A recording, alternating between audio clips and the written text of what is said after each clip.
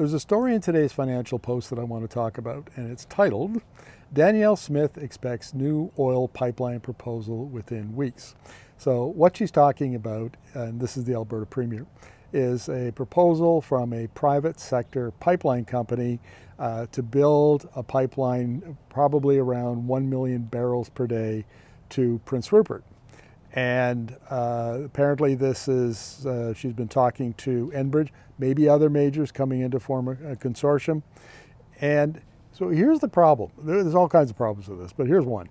So when she first floated this about 2-3 weeks ago, Professor Andrew Leach from University of Alberta, he's an energy economist, he went into Enbridge's former Northern Gateway proposal, which terminated at Kitimat on British Columbia's coast. And in it said that they had evaluated a route from Edmonton, basically, to Kitimat, and they could make that work. And they had also evaluated one to Prince Rupert, which has a very wonderful deep water port. But the problem is that to get the pipeline there would have to go through very sensitive rainforest and mountains, and they couldn't solve the technical challenges presented by the mountainous terrain. And so they said, look, this is not feasible. Kitimat is the only way, route that we can choose. So right away, she's choosing Prince Rupert, which if Enbridge is part of this proposal, has already ruled it out unless somehow miraculously the mountainous terrain has changed in the last 10 years. Probably not. Okay, so here's the other thing that said the paper reported. The whole point behind the pipeline is to cut Alberta's near total dependence on the U.S. market to capture higher Asian pricing. Okay, so the blend generally gets sent down to the U.S. market. There's about 3.3 million barrels a day of Alberta heavy crude. It's ultra heavy sour crude.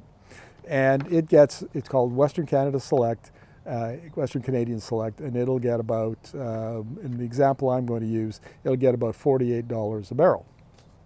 So here's the problem. Over in the Asian markets, China and India primarily, they make up the bulk of the demand in Asia. Saudi heavy and Iraq's Basra heavy fetched about $62. And I'm using prices that from before the Iran-Israel war, when prices spiked and went crazy. So this is, maybe a week or two, let's say a couple of weeks old. But I think pretty reasonable. So anyway, they get $62. It costs either country $2 to put it on a tanker and send it to China or India. So they net $60. But let's say that they want to send a barrel of Western Canadian Select there. So first of all, it has to go through the Trans Mountain Expansion Pipeline, which terminates at Burnaby, and its tolls are $11. Then there's another $1 for dockage and what have you. Then you put it on an Aframax, a tanker, a smaller tanker, and you send it over to China, and that costs you another $5 or $6. So at the end of the day, the transportation cost to get a barrel from Edmonton to China is about $18, give or take. And the problem there is, subtract that from the $62 that the refinery would pay, and you're left with $44. So what was Western Canadian Select at that time, and that's the price that the Americans would pay, was $48. So by my math, the Alberta producer that sent it over there lost $4. So I'm not entirely sure if you can. You might be able to send Alberta heavy crude to and fetch higher prices, but if your transportation costs are that uncompetitive, it's a net loss. And nobody ever asks the question, what does it cost to land a barrel in China or India? And are there customers there who are willing to buy it? Because right now, it's there's very small volumes. Now, having said that, there has been more going to Asia, heavy crude going to Asia over Trans Mountain Expansion in the last little while. And there's a refinery in China that is actually contracted for 300,000 barrels a day.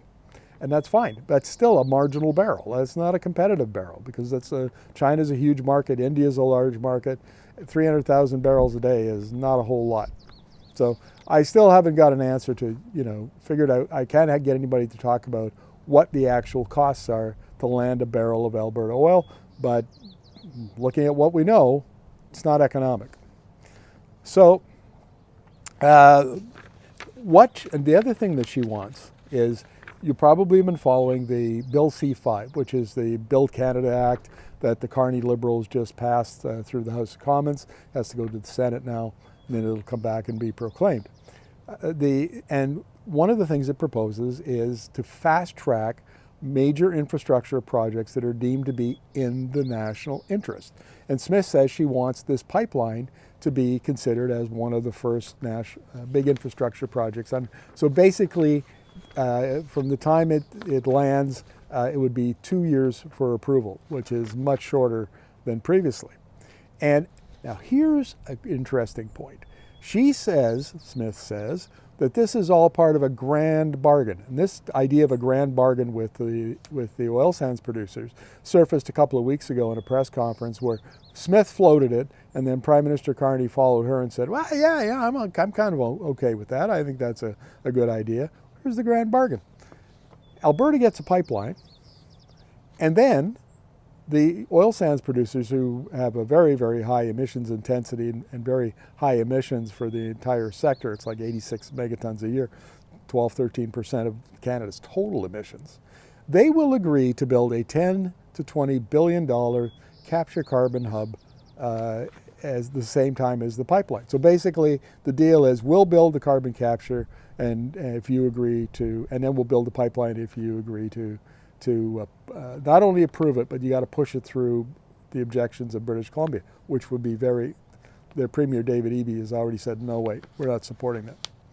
Here's the problem. The oil sands companies, through their Pathways Alliance group, have been pushing carbon capture for years now. They'd already agreed to build it. And furthermore, the federal government has put in place investment tax credits to pay for 50% of it. Now, the deal is supposed to be worth $16.5 billion, but it's only phase one. There'll be many other phases. I don't know how many exactly. I don't think we have the details yet. But the ballpark figure the industry has been throwing around is $50 billion. $50 billion in order to decarbonize, and that's only 2/3 of the cost of decarbonizing the oil sands. So does that mean that the federal government's going to pay $25 billion to pay? Anyway, there's a lot of stuff that gets left out in here in these kinds of stories. Now, Alberta says, it'll provide some support for the financial support for the pipeline. They have a bitumen royalty in kind deal that would make they'll have a shipper essentially. But this deal is so risky, and there is Canadian money attached to it. And I still, even though Smith says they're looking at a private sector deal and there would be no money involved, there's a couple of things that have to come along with that. The first one is that the industry has said, Enbridge CEO was in the news a couple of weeks ago saying they would have to roll back all the regulations that the industry thinks is prohibitive and essentially make it a legal requirement that this pipeline be built. So it doesn't matter what BC says, doesn't matter what First Nations say, doesn't matter what local communities say.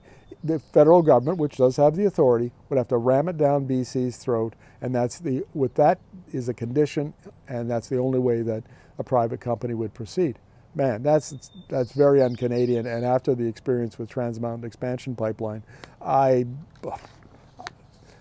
fear the political battle with British Columbia that would ensue. It would be nasty.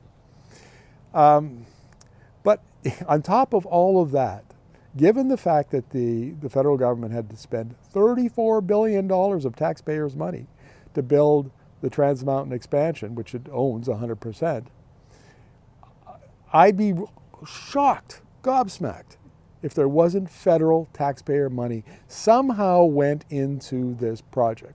Now, there's already $8 billion of federal investment tax credits. There are other funds that could be tapped but haven't yet to support carbon capture and storage. The federal government has all sorts of pots of money that go to support different things, especially around this, this could be considered a climate initiative. And then the industry and Smith have said that the project would have to be de-risked, which is just a code word for saying subsidized. We want to reduce the amount of risk to the private sector. This is awfully suspicious. There are all sorts of objections. Will you have customers? What price can you land it? A barrel of oil in India and China. What about the regulations? You're going to roll back all of those, which is being demanded. What about political opposition in BC? What about the fact that taxpayers are paying for carbon capture and storage? Will federal tax dollars and provincial tax dollars be required for the pipeline itself? On, and I'm sure there'll be more. This is not, Canadians should go in, consider this project, and not go into it, consider this project with their eyes wide open. They shouldn't be bamboozled and sweet-talked by politicians like Mark Carney and Danielle Smith. This project is potentially a huge white elephant that who's going to clean it up if it runs out of, if the market, peak oil demand in 2030 and it becomes a stranded asset. That's just one other question. We need to discuss all of those things because clearly our elected officials are not doing it on our behalf.